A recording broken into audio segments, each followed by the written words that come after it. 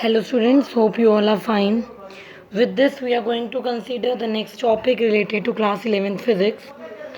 In our previous video we have studied about the angle of sliding, the angle of friction, and also we have proved that the angle of friction is equal to the angle of sliding or theta is equal to alpha. We have derived this particular thing also. इससे पहले वाली video में हम लोगों ने proof किया था कि थीटा की वैल्यू अल्फ़ा के बराबर होती है या एंगल ऑफ फ्रिक्शन जो है वो एंगल ऑफ रिपोज के बराबर होता है। तो आज की वीडियो का फर्स्ट टॉपिक है acceleration of body down a rough inclined plane. एक बॉडी है जो कि नीचे की तरफ एक्सेलेरेट कर रही है, तो इस केस में जो इक्वेशंस हैं वो किस तरीके से मॉडिफाई होंगी, किस तरीके से इक्वेशंस को लिया जाएगा, ये प्रूफ किया जाएगा। When plane is inclined to the horizontal at the angle theta, again वही केस है जो पहले वाला था, फिगर सेम रहेगी।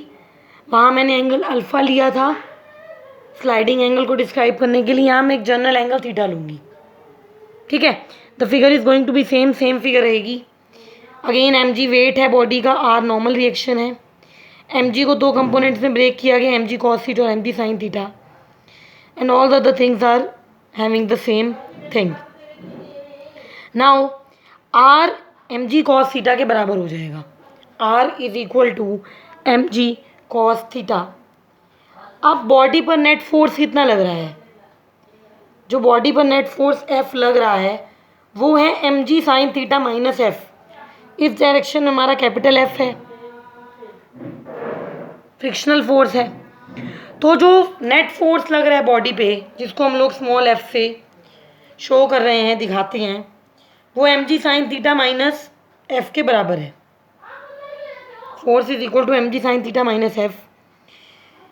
फोर्स का जनरल एक्सप्रेशन क्या है? न्यूटन के जो जनरल लॉज हैं उनसे हम लोग जानते हैं कि जो फोर्स है वो एम ए के बराबर होता है। Force is equal to M A, यानी कि हमारे पास आ जाएगा M A is equal to M G sine theta minus F. अब म्यू जो होता है वो एफ बाई आर होता है, एफ की वैल्यू म्यू आर होती है। ये सिंपल कॉन्सेप्ट हम लोग जानते हैं कि एफ म्यू आर के इक्वल होता है या म्यू एफ बाई आर के इक्वल होता है। तो जो equation F is equal to M A is equal to M G sine theta minus F, that becomes equal to M G sine theta minus mu R. तो equation क्या बन गई? M A is equal to M G sine theta minus mu R. अब R की value क्या है? M G cos theta. इस article के स्टार्टिंग में मैंने बताया था कि आर की वैल्यू क्या है मेरे पास? एम जी कॉस थीटा है। तो अगर आर की value M G cos theta है, अगर आर की वैल्यू मेरे पास एम जी कॉस थीटा है, तो हम लोग क्या करेंगे? इक्वेशन क्या बन जाएगी? M A is equal to M G sine theta minus mu M G cos theta. R की जगह मैंने एम जी कॉस थीटा ले लिया, other things remain the same. अब इक्वेशन के राइट साइड पर एम जी हम लोग कॉमन ले सकते हैं, तो मैंने कॉमन ले लिया। ब्रैकेट में बचा sign theta minus mu cos theta. ठीक है, इक्वेशन की आर एच एस से राइट हैंड साइड से मैंने एम जी कॉमन ले लिया, तो अंदर बचा sign theta minus mu cos theta.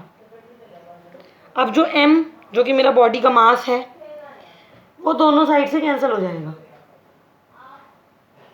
M जो है बॉडी का मास, वो लेफ्ट साइड और राइट साइड से कैंसिल हो जाएगा, और हमारे पास बचेगा m A is equal to M g, bracket में क्या होगा?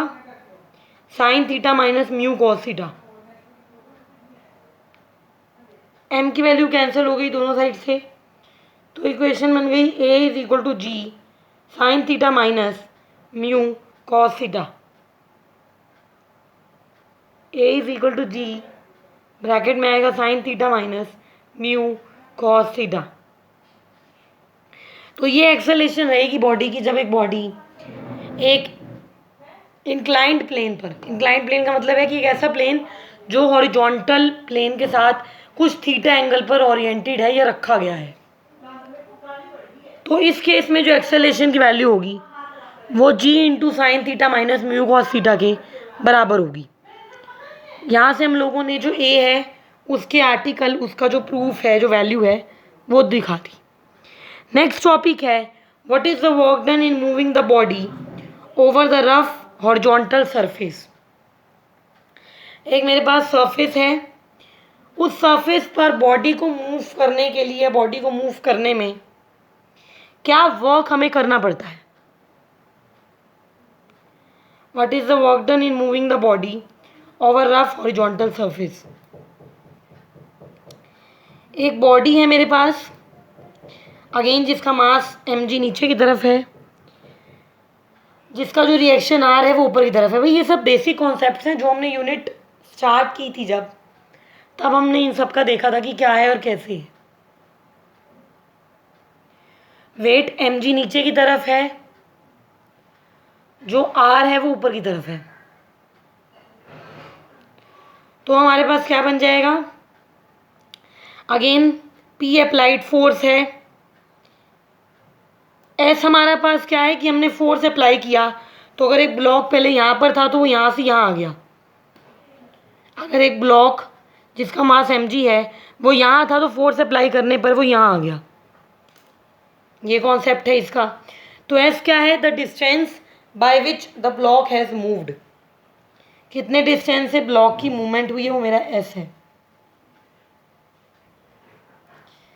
अब वेट जो mg है बॉडी का वो बैलेंस हो जाएगा by the normal reaction R. Weight mg of body is balanced by the reaction R. तो आर की वैल्यू कितनी बन जाएगी, बेसिक है भाई, आर ऊपर की तरफ है mg नीचे की तरफ है, R is going to acquire the value equal to mg। R की वैल्यू mg की इक्वल बन जाएगी। नाउ जैसे कि मैंने बताया कि जब हम लोगों ने फोर्स लगाया, under the application of applied force, suppose the body move through distance S. Force apply करने की वजह से जो बॉडी है उसकी मूवमेंट एस डिस्टेंस से हुई है।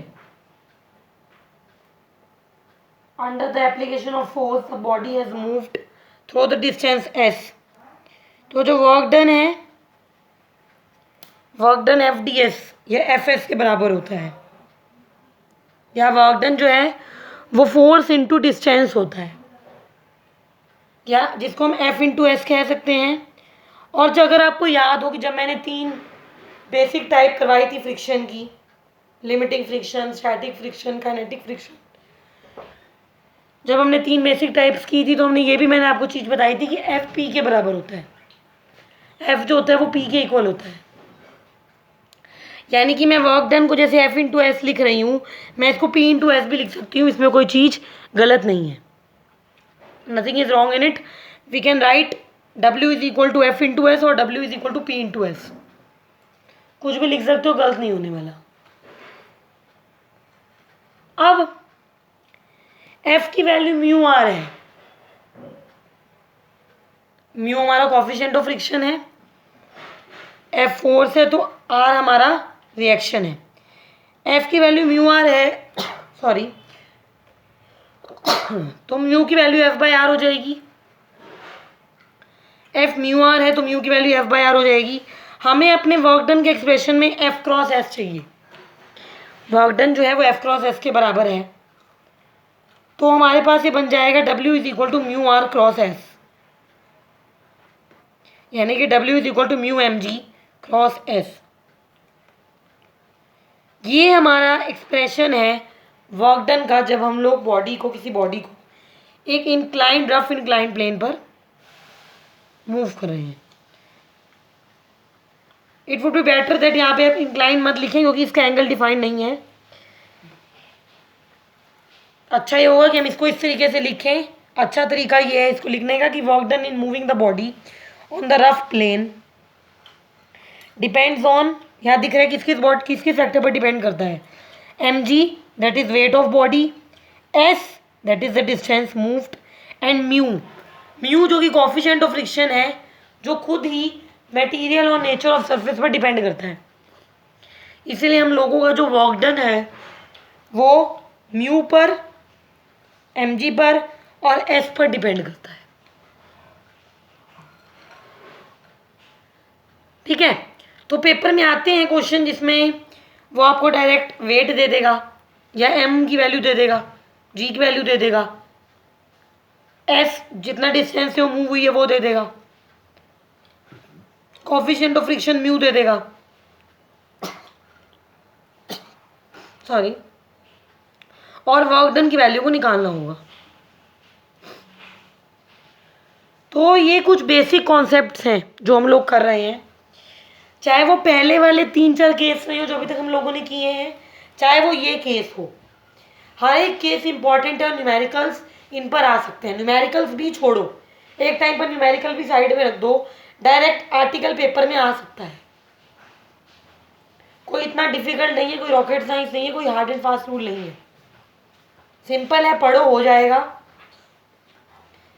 सो आई होप कि जिन लोगों ने अपनी फीस डिपॉजिट नहीं की है, you are going to deposit it at the earliest. Also videos के साथ बहुत सारे बच्चे रेगुलर नहीं है, रेगुलर हो जाइए, पढ़िए,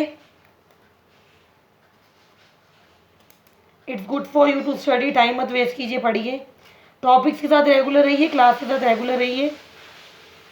So with this, in today's video we have done the work done in moving the body over the horizontal surface.